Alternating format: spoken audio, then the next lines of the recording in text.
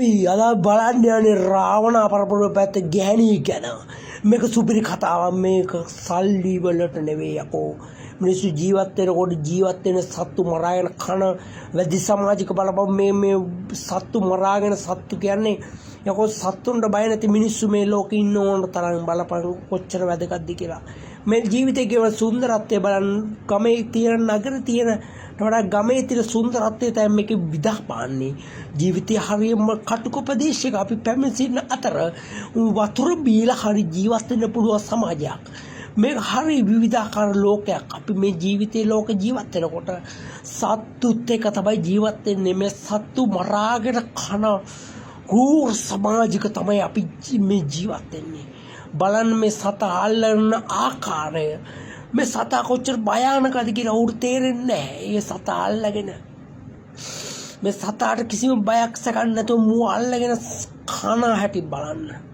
මේ සත්තු කනකොට කොච්චර විනෝදයක්ද බලන්න මේ ගෑනු කෙනාගේ තියෙන්නේ. මේ සත්තු කාලා ජීවත් වෙන ලෝකයක තමයි අපි ජීවත් වෙන්නේ.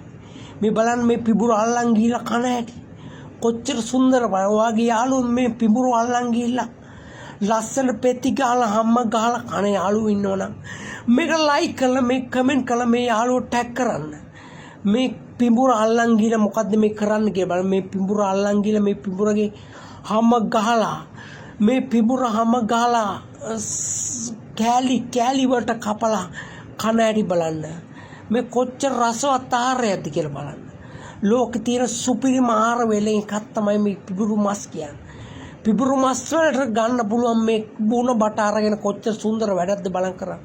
මේ වැඩ කරන ඔයාලා දන්න අක්කලා නංගිලි ඉන්නවා නම් මේකට මෙන්ෂන් කරන්න.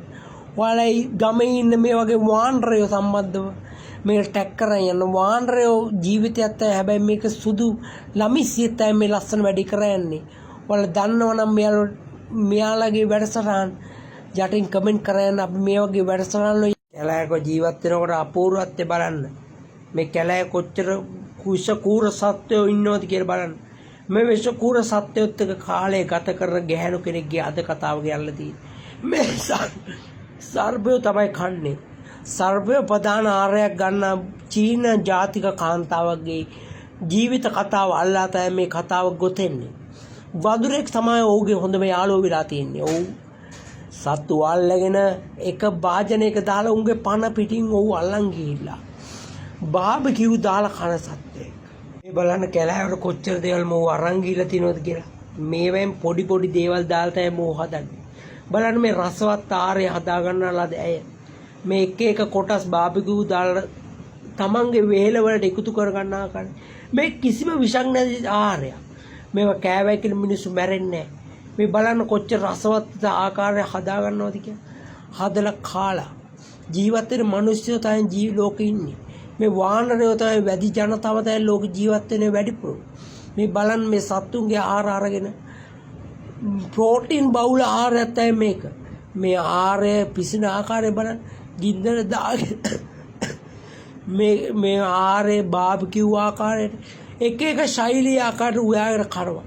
මේ සුන්දර දේවල් ඔයාලට බලන්න ඕන නම් මාව ෆලෝ කරන්න, මාව ලයික් කරන්න, මාව කමෙන්ට් කරන්න, මාව ෂෙයා කරලා මගේ වීඩියෝ බලන්න.